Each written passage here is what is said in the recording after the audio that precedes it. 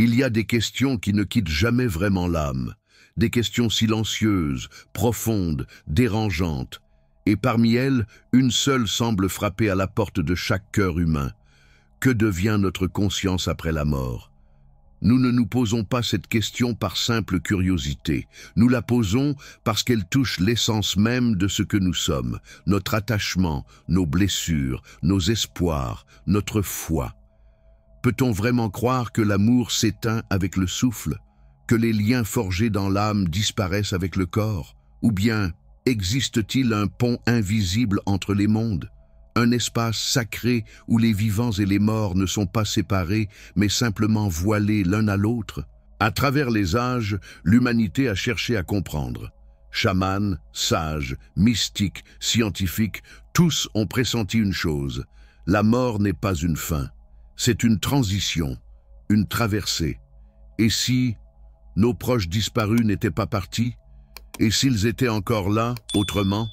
C'est cette énigme sacrée que je vous propose d'explorer aujourd'hui, avec humilité, avec ouverture et surtout avec le cœur. Lorsque l'on perd un être cher, ce ne sont pas seulement les souvenirs qui nous hantent, ce sont aussi des signes discrets, des sensations subtiles, des instants suspendus qui semblent déjouer les lois du hasard. Dans les jours qui ont suivi le départ de ma grand-mère, j'ai été témoin de phénomènes troublants. Sa chanson favorite s'est remise à jouer sans raison apparente, toujours dans des instants où mon cœur était en lutte silencieuse. La nuit, elle apparaissait dans mes rêves, non pas comme une image lointaine, mais comme une présence réelle, bienveillante, presque palpable. Elle me transmettait des messages, des intuitions, des mots que je n'avais jamais entendus, mais que je comprenais avec une clarté déconcertante. Et surtout, il y avait ce sentiment profond, doux, inexplicable, qu'elle était là, présente, silencieuse, mais attentive, à mes côtés, dans les décisions difficiles, comme si elle me soufflait au-delà du voile, l'élan juste, la direction à suivre. Cela n'avait rien d'un délire ou d'une croyance fragile. C'était une sensation enracinée, vivante, sacrée, un fil invisible entre deux rives. Bien entendu, la science moderne parlerait de projection du subconscient, de mécanismes de défense émotionnelle, de symboles que le cerveau mobilise pour adoucir la perte. Peut-être. Mais ne sommes-nous pas plus que des circuits neuronaux et des hormones de réconfort? D'autres ont vécu des faits similaires. Un ami m'a confié avoir évité un accident grâce à un ressenti inexpliqué, une alerte venue de nulle part, mais qu'il a su reconnaître comme la présence protectrice de son père disparu. Un autre a retrouvé, contre toute logique, un document familial précieux qu'il avait cherché en vain. Il était posé là, le jour même de l'anniversaire de décès de sa mère. Ces expériences sont-elles le fruit du hasard? Ou sont-elles les murmures d'une vérité que nous avons oubliée, une vérité qui échappe aux appareils, mais pas aux cœurs qui savent encore sentir? Face à cette accumulation de signes, j'ai compris que je ne pouvais plus me contenter de croire ou de ne pas croire. J'ai alors entrepris un véritable voyage, à travers l'histoire, les traditions spirituelles et les témoignages d'âmes marquées par l'invisible, pour explorer les liens sacrés entre les vivants et les morts. En avançant sur ce sentier de quête, j'ai commencé à partager mes propres expériences, et ce que j'ai découvert fut bouleversant. Je n'étais pas seul, bien au contraire. De nombreuses âmes croisées sur mon chemin ont confié des récits troublants, touchants, empreints d'une sagesse que la logique ne parvient pas à contenir. Certains ont ressenti, dans des moments de silence intérieur, une main invisible les guidait hors du danger, comme une intuition soudaine, vive, indiscutable. D'autres ont retrouvé, en un jour symbolique, un objet précieux disparu depuis longtemps, comme si une main d'outre-monde les avait subtilement aidés à retrouver une pièce du passé. Un ami, après la mort de son père, m'a confié qu'il avait soudainement changé d'itinéraire sur l'autoroute, évitant de justesse un grave accident. Il n'avait aucune explication rationnelle, si ce n'est cette voix intérieure, cette sensation insistante et bienveillante. « Tourne ici !» Et il savait. C'était son père, présent dans l'invisible. Une autre sœur d'âme me raconta avoir retrouvé, un matin d'anniversaire funèbre, un document de famille essentiel, au même endroit qu'elle avait déjà fouillé des dizaines de fois. Mais ce jour-là, l'objet était là, présent, comme un clin d'œil de l'au-delà. Ces récits, chers auditeurs, ne sont pas de simples histoires embellies par la nostalgie. Ce sont des fragments vivants d'un mystère sacré, récurrent, semblable d'une personne à l'autre, d'une culture à l'autre. Ils défient notre cadre rationnel. Ils résistent aux explications classiques, et pourtant, ils sont là, persistants, vibrants, profonds. Même lorsque la science cherche à expliquer ces instants par des mécanismes du cerveau endeuillé, le cœur, lui, reconnaît une autre vérité. Une vérité que les instruments ne peuvent capter. Celle d'une présence douce, immatérielle, mais réelle. Une présence qui ne parle pas, mais qui touche, qui guide, qui rassure. Ces signes, si discrets soient-ils, ne viennent pas troubler notre quotidien. Ils nous élèvent, ils nous rappellent que l'amour ne meurt pas, que la conscience ne disparaît pas, qu'il existe peut-être, entre ici et ailleurs, une brèche de lumière, par laquelle l'âme continue de murmurer à ceux qui savent écouter. Et si ces instants n'étaient pas des coïncidences? Et si chaque signe était un fil tissé depuis l'invisible, une invitation à regarder autrement la vie, la mort et la continuité de l'amour? Alors j'ai voulu aller plus loin. Explorer non plus les témoignages, mais les fondements anciens. Ce que j'ai découvert dans les traditions sacrées de l'humanité a bouleversé ma compréhension du lien qui unit les vivants aux défunts. Dans notre époque moderne, la science cherche des preuves, des chiffres, des résultats mesurables. Elle veut des électrodes, des IRM, des formules pour valider ce que l'âme pressent. Et pourtant, lorsque surgissent des récits de présence, des intuitions inexplicables ou des synchronicités profondes, l'approche rationnelle vacille. La raison peine à poser des mots sur l'invisible. Trop souvent, ces manifestations sont reléguées au rang de fantasmes neurologiques, de projections du cerveau blessé par le deuil. Mais alors, comment expliquer que des civilisations, depuis des millénaires sur tous les continents, aient vu dans ces phénomènes non pas des hallucinations, mais des ponts entre deux mondes? Partout dans le monde, les traditions sacrées ont parlé d'une relation vivante entre les morts et les vivants.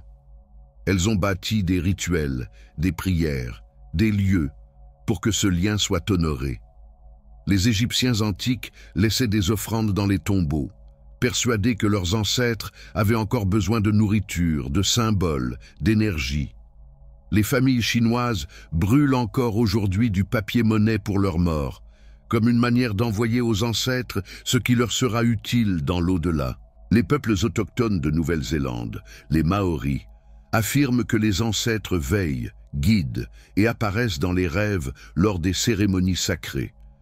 Et dans bien d'autres cultures, la mort n'est pas la fin, mais un changement d'état, une transition, une respiration entre deux souffles. Ces pratiques anciennes, malgré les distances géographiques, convergent vers une vérité intuitive et universelle. Les morts ne sont pas absents, ils sont ailleurs. Et cet ailleurs n'est jamais loin. Le fossé entre la science et la spiritualité, s'il est encore large dans notre modernité occidentale, n'est pas infranchissable. Car la science ne dit pas tout. Elle explore ce qu'elle peut mesurer. Mais la conscience, elle, échappe aux instruments, tout comme l'amour, la foi ou l'émerveillement. Et si ce sont les traditions, les prières, les visions des sages, qui, depuis des siècles, tenaient une part de la réponse? Une réponse que la science, peut-être, commence lentement à entrevoir. Et c'est justement dans cette zone mystérieuse, entre mémoire ancestrale et découverte contemporaine, que j'ai poursuivi mon voyage.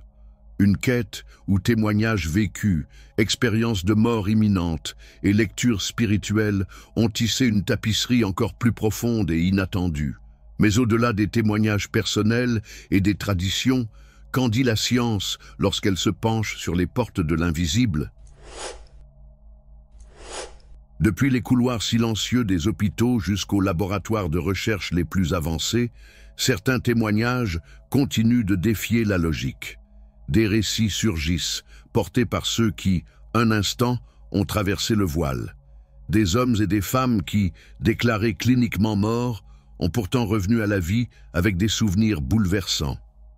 Le docteur Raymond Moody, pionnier dans l'étude des expériences de mort imminente, a recueilli des milliers de témoignages. Tous parlent avec une précision troublante d'un tunnel lumineux, d'une paix indescriptible, d'un amour sans condition, et surtout de rencontres intimes avec des êtres chers déjà partis, comme si le temps et l'espace s'effaçaient soudainement. Ces expériences ne sont pas des élucubrations isolées, elles traversent les âges, les cultures, les religions. Elles s'accordent en un chant silencieux et universel, une mélodie de l'âme au seuil de l'éternité.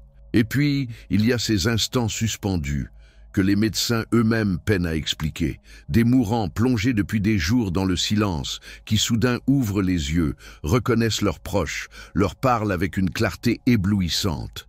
Ce sont les éclairs de lucidité terminale, comme des lueurs offertes par l'au-delà avant le grand passage. Des infirmiers en soins palliatifs, des scientifiques, des chercheurs comme le docteur Elisabeth Kubler-Ross ont été les témoins humbles de ces miracles discrets.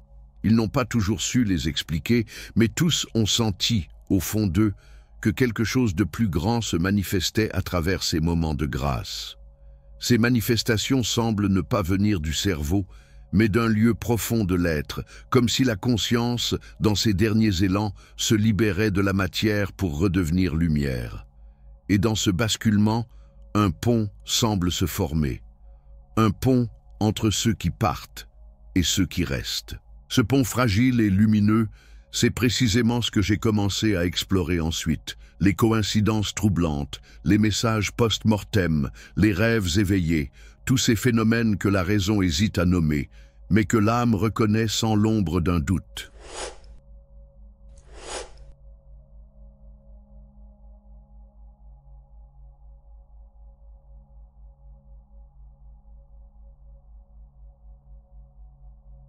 Et si la conscience, que nous avons si longtemps enfermée dans les limites de notre cerveau, était en réalité un champ infini, vibrant, interconnecté, semblable à la lumière elle-même? Depuis les fondements de la physique quantique, une idée dérange, mais fascine. Deux particules ayant interagi un jour demeurent liées, peu importe la distance qui les sépare. Ce phénomène, appelé intrication, remet en question notre conception même du temps, de l'espace et de la séparation. Et si la conscience fonctionnait de la même manière, si, une fois liée par l'amour ou l'expérience partagée, elle restait connectée, au-delà du visible, au-delà même de la mort? Ce n'est pas là une simple spéculation. De plus en plus de voix s'élèvent au sein même du monde scientifique pour affirmer que la conscience pourrait être non locale, non produite par le cerveau, mais simplement reliée à lui comme une radio l'est à une fréquence invisible. C'est dans cet élan que les travaux d'Edgar Cayce, ce messager de l'invisible, prennent tout leur sens. Il évoquait un univers composé de différents plans vibratoires, où la conscience poursuit son chemin, non pas dans un lointain irréel, mais dans une proximité subtile, où nos défunts continueraient à exister, à ressentir, à évoluer. Et que dire de ces enfants, parfois âgés de 3 ou 4 ans, qui racontent avec une précision troublante des souvenirs de vie qu'ils n'ont jamais vécus? Le docteur Jim Tucker, de l'Université de Virginie, a documenté plus de 2500 cas de ce genre, où l'enfant donne le nom, l'adresse, les habitudes et même les secrets d'un défunt, parfois inconnu de toute la famille. D'autres chercheurs, comme le docteur Helen Wambach, ont mené des régressions sous hypnose, révélant chez des milliers de sujets des récits cohérents, émouvants, d'une vie entre les vies. Un espace intemporel où les âmes se préparent, choisissent leurs incarnations et tissent des liens spirituels durables au fil des existences. Ce que tout cela révèle, mesdames et messieurs, c'est une chose bouleversante. La conscience humaine n'est pas un phénomène isolé, mais un courant de lumière et d'amour, inscrit dans un tissu invisible qui traverse les dimensions. Et si les lois de la matière ne suffisent plus à l'expliquer, alors peut-être devons-nous élargir notre regard, comme on entr'ouvre une porte vers une chambre secrète de la création. Et c'est précisément cette chambre secrète que nous allons explorer à présent. En pénétrant les expériences personnelles, les signes, les synchronicités, tous ces messages discrets mais puissants que nos proches disparus continuent peut-être de nous envoyer. À travers les siècles, les grandes traditions spirituelles ont tenté de répondre, chacune à leur manière, à cette question universelle. Où vont ceux que nous aimons après la mort, et peuvent-ils encore nous accompagner ? Dans la sagesse du bouddhisme tibétain, il est dit que l'âme traverse un espace de transition appelé le bardo, durant 49 jours. Pendant ce laps de temps, elle reste consciente, non seulement de ses propres émotions, mais aussi du chagrin de ceux qu'elle laisse derrière. L'enseignement invite toutefois à la libération des attachements terrestres, afin de poursuivre une ascension spirituelle vers d'autres formes d'existence. Chez les Maoris de Nouvelle-Zélande, comme dans de nombreuses cultures autochtones, les ancêtres ne sont jamais réellement partis. Ils deviennent des gardiens invisibles, présents dans les forêts, les vents, les rituels et même dans les rêves. Ils ne sont pas des souvenirs figés, mais des présences vivantes, veillant sur leurs descendants, particulièrement lors des passages importants de la vie. L'islam enseigne quant à lui l'existence du barzakh, un monde subtil entre la vie terrestre et la résurrection. Dans cet état, l'âme reste sensible à certaines réalités du monde matériel, surtout lorsque des prières lui sont adressées ou que l'on visite sa tombe avec amour et respect. Mais cette conscience est centrée avant tout sur l'éveil spirituel et non sur les choses ordinaires. Même dans les courants mystiques du christianisme, on retrouve l'idée de saints intercesseurs, d'anges gardiens ou de proches défunts devenus guides de l'âme, capables d'apparaître dans des songes, d'inspirer des choix ou de réconforter dans les instants de doute. À travers ces enseignements, issus de mondes et d'époques différents, un message commun se dessine. Les défunts ne nous observent pas en permanence, mais ils interviennent avec sagesse et amour, souvent dans les moments clés, naissance, mariage, deuil, décisions cruciales ou périodes de profonde vulnérabilité intérieure. Ils ne sont pas des spectateurs, mais des âmes en chemin, qui demeurent parfois liées à nous non par la volonté, mais par la profondeur des liens du cœur. Et si ces liens invisibles n'étaient pas là pour nous enchaîner au passé, mais pour nous encourager à grandir, à faire rayonner ce qu'ils ont semé en nous. C'est dans cette lumière que nous allons maintenant explorer les manifestations subtiles de leur présence, ces signes, ces synchronicités, ces symboles, que seul l'amour peut rendre perceptibles. Au cœur de toutes les traditions spirituelles, au-delà des rites, des dogmes ou des croyances, une vérité silencieuse émerge avec force. L'amour est une fréquence sacrée, une onde invisible, mais intensément réelle, capable de relier les âmes au-delà du voile de la mort. À l'image des ondes radio qui parcourent l'espace sans que nous les voyions, l'amour agit comme un canal énergétique subtil, permettant aux consciences séparées physiquement de se reconnaître encore, de se ressentir, de se répondre. Il ne s'agit pas ici d'un amour sentimental ou émotionnel, mais d'une vibration pure, un état d'alignement intérieur qui s'ouvre dans le silence de la prière, la profondeur d'un rêve, l'intensité d'une méditation ou l'émotion sincère d'un souvenir. Ces instants suspendus où l'âme se rend disponible deviennent des portes vibratoires par lesquelles nos êtres chers peuvent encore nous murmurer une paix, une présence, un signe. Plus notre cœur est calme, plus notre intention est pure, plus cette fréquence devient claire. Et dans ce champ vibratoire, l'âme peut reconnaître l'âme, même à travers le silence. Il est possible, chers frères et sœurs, en quête de lumière, que ce soit justement dans ces espaces de présence intérieure où le mental se tait, que les voix de l'invisible trouvent le plus de résonance. Car l'amour véritable ne connaît ni la distance, ni le temps, ni la mort. Il perdure comme un feu discret, éclairant les liens tissés d'âme à travers les incarnations. Et si l'amour pouvait devenir notre boussole spirituelle? Et si chaque émotion noble devenait un langage partagé entre les vivants et ceux qui poursuivent leur voyage? C'est dans cette vibration que nous allons maintenant pénétrer pour explorer les signes de cette communication subtile, les ponts que l'âme reconnaît, même lorsque le monde extérieur les ignore. Il existe des instants dans la vie, si furtifs et pourtant si puissants, où le visible semble s'effacer pour laisser place à un souffle venu d'ailleurs. Un parfum familier dans une pièce vide. Une chanson qui surgit au moment exact d'une pensée. Un objet déplacé sans raison apparente.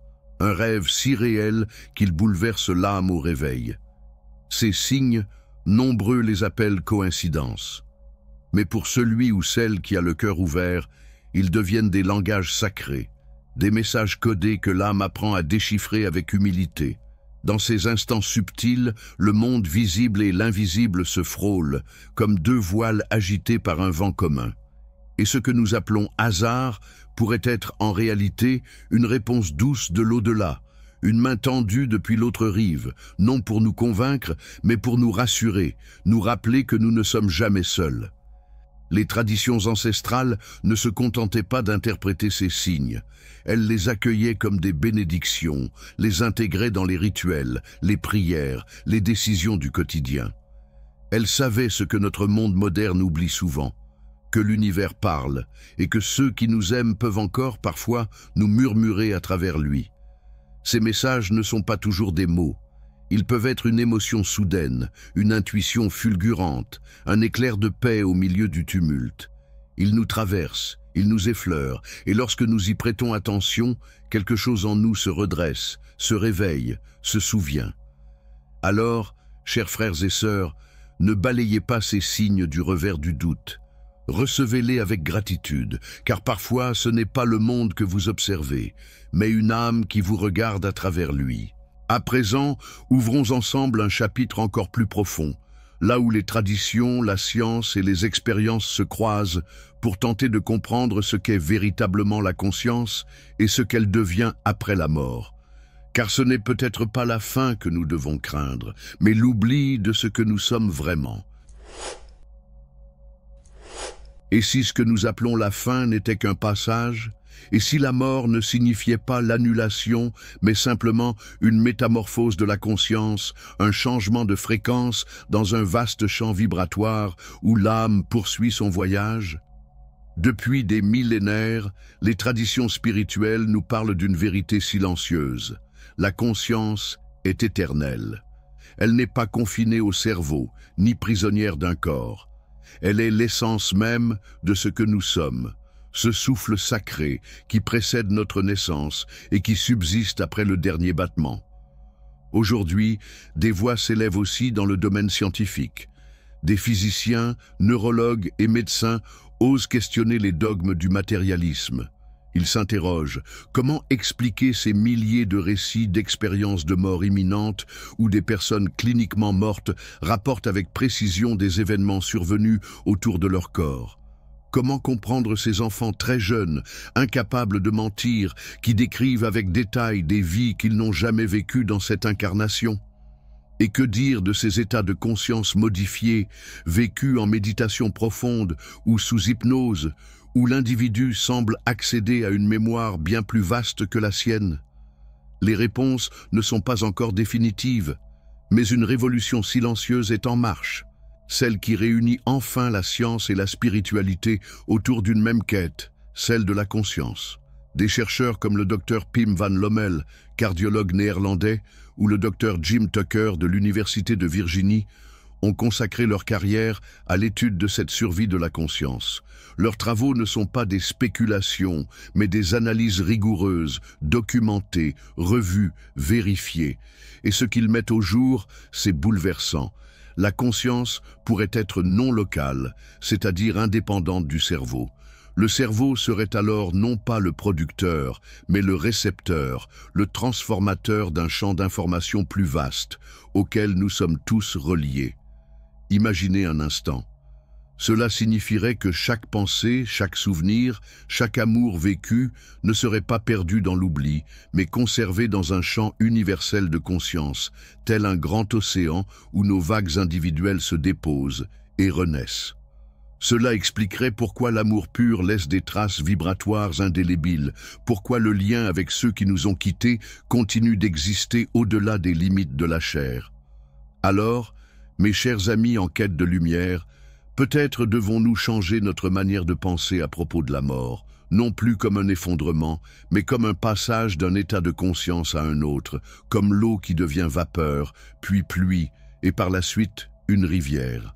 Et lorsque cette rivière atteint les terres du mystère, elle nous invite à poser une question encore plus essentielle. Et si l'amour, en vérité, était le seul fil conducteur entre toutes ces dimensions? Poursuivons ce voyage vers la 10e partie, l'amour comme mémoire éternelle, ce qui reste quand tout s'efface. Lorsque tout disparaît, lorsque les mots se taisent, que les visages s'effacent des photos jaunies, que les voix deviennent écho dans les couloirs du temps, il demeure une chose inaltérable, indestructible, inoubliable, l'amour. Ce n'est ni une émotion passagère, ni une dépendance affective. C'est une mémoire vibratoire, inscrite dans la trame même de l'univers, une fréquence subtile qui transcende le corps, le temps, l'espace et même la mort. Vous l'avez peut-être déjà ressenti, ce frisson au cœur en pensant à un être cher disparu, ce parfum dans l'air, ce rêve inattendu, ce moment de silence habité. C'est lui, c'est elle, non pas comme un souvenir qui revient, mais comme une présence qui n'est jamais partie. Les anciennes sagesses l'avaient pressenti. Dans le monde invisible, l'amour est la seule forme de mémoire absolue. C'est par lui que les âmes se reconnaissent, se retrouvent, s'attirent à travers les incarnations. C'est l'amour qui lie les familles d'âmes. C'est lui qui nous fait traverser les vies, les pertes, les retrouvailles. Quand un être s'en va, ce n'est pas son image que l'âme retient, ni sa voix, mais la vibration d'amour qu'il a laissée. Et cette vibration, elle ne meurt jamais. Elle est comme un écho sacré, comme une lumière douce, logée dans l'invisible, prête à être sentie, accueillie, honorée, si nous nous rendons disponibles. Les neurosciences commencent à reconnaître ce que les mystiques disent depuis toujours. L'amour véritable laisse une empreinte énergétique dans le cerveau, dans le cœur, et au-delà, dans le champ subtil de la conscience collective. C'est pourquoi certaines connexions résistent au temps, aux kilomètres et même à la mort. En vérité, mes chers amis, ce n'est pas l'absence qui fait souffrir, c'est l'oubli du lien. Et lorsque ce lien est ravivé, même fugacement, alors quelque chose en nous guérit, s'apaise, se rappelle que tout est encore là, autrement. Ce n'est donc pas dans la pierre que l'amour se grave, mais dans la vibration du souvenir vécu avec le cœur. Et cette vibration, c'est peut-être cela que certains appellent l'âme. Ainsi, ce que nous croyons avoir perdu n'a jamais été perdu. Cela a simplement changé de langage. Et c'est précisément là que nous allons maintenant poser le regard. Dans la 11e partie, et si nous étions regardés, la sagesse oubliée des anciens peuples. Et si le silence du monde n'était qu'apparent? Et si, dans cette paix que nous appelons absence, quelqu'un veillait, non pas depuis un trône lointain, mais depuis le cœur même de l'invisible, présent, discret, aimant? Les peuples anciens, bien avant nos philosophies modernes, n'ont jamais douté que le monde est habité. Habité par des présences, des esprits, des ancêtres, des gardiens de l'invisible. Pour eux, chaque pierre, chaque vent, chaque battement de tambour était une conversation avec l'au-delà. Chez les aborigènes d'Australie, le rêve est plus réel que l'éveil. Chez les Amérindiens, les anciens vivent dans les plumes, les flammes, les animaux. Chez les Dogons, chez les Quechuas, chez les Maoris, chez tant d'autres encore, les morts n'étaient pas des disparus. Ils étaient les regards silencieux derrière les ombres, les murmures dans les feuilles, les signes dans les étoiles. À certains moments clés de notre existence, une naissance, une maladie, un passage de vie, une perte, ces peuples savaient que le voile s'amincit, que les mondes se frôlent, et que l'âme peut entendre ce qui ne se dit plus avec des mots. Nous avons, dans notre modernité, désappris à écouter. Nous avons remplacé les rituels par des routines, les veilles sacrées par des notifications. Mais les anciens, eux, savaient. Ils savaient qu'être regardé par les morts, ce n'est pas être espionné. C'est être accompagné depuis un autre plan, comme un grand frère qui veille à distance, sans imposer, mais toujours prêt à intervenir si le cœur appelle. Cette idée, loin d'être effrayante, rétablit en nous une verticalité perdue. Elle nous rappelle que nous ne sommes pas seuls, jamais, que notre cheminement intérieur est aussi une offrande aux anciens, et que vivre avec conscience, c'est aussi honorer ceux qui nous précèdent. Dans la sagesse des peuples premiers, chaque acte juste, chaque parole de paix, chaque décision alignée est vue, perçue, bénie. Et ce regard silencieux des morts sur les vivants ne juge pas.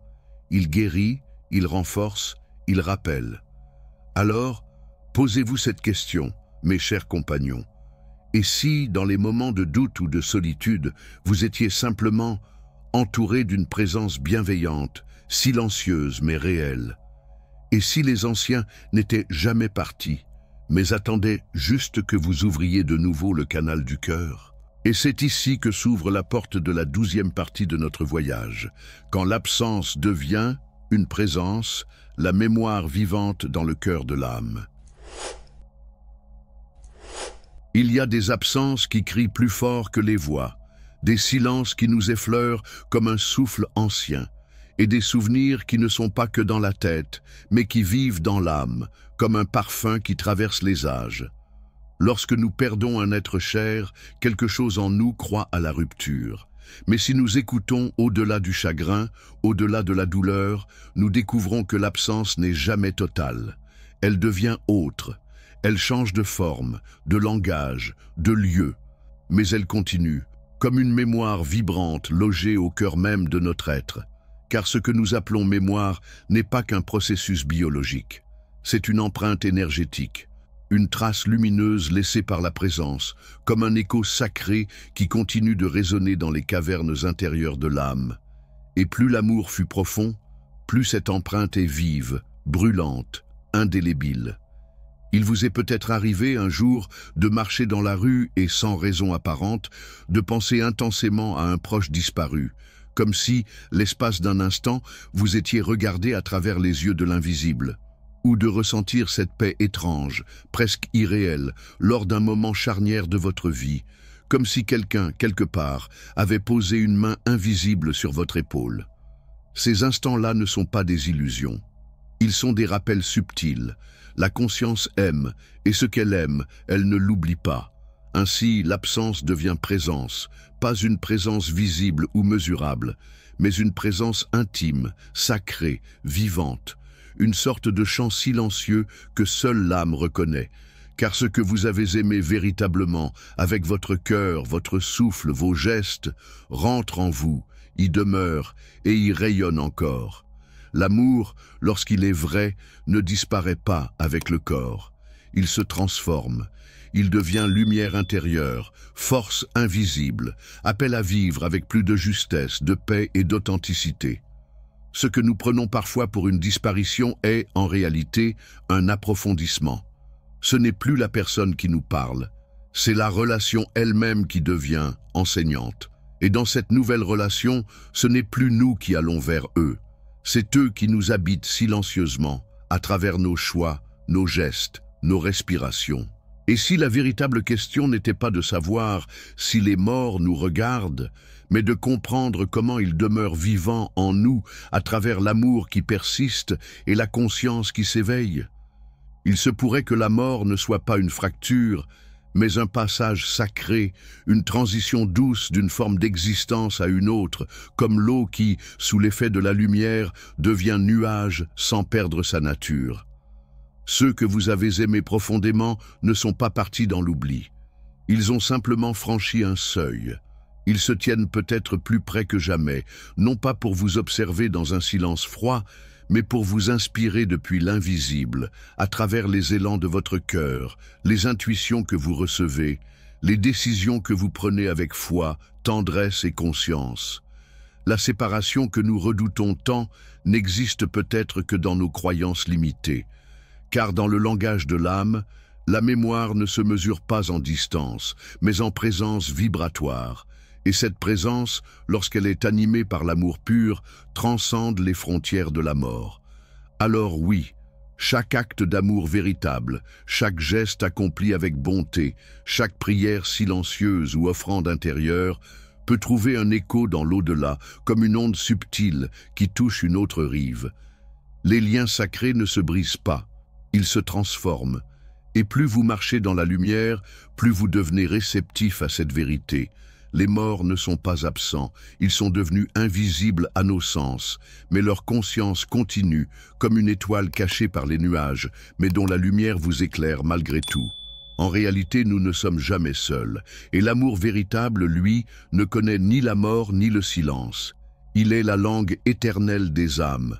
Si vous ouvrez votre cœur à cette possibilité, alors chaque respiration devient un lieu de rencontre. Chaque instant vécu dans la vérité devient un sanctuaire. Et chaque pas posé avec foi devient un dialogue sacré entre les mondes. Alors que vous poursuivez votre chemin sur cette terre, souvenez-vous, ce que vous faites ici résonne ailleurs. Et ceux qui vous ont aimé jadis continuent de marcher avec vous, dans un autre langage, sur une autre fréquence, mais avec la même lumière. Abonnez-vous à la Voix des Sages et poursuivons ensemble ce chemin d'éveil, où l'invisible devient présence, où la foi devient compréhension, et où la conscience révèle, au-delà de la mort, la véritable nature de la vie.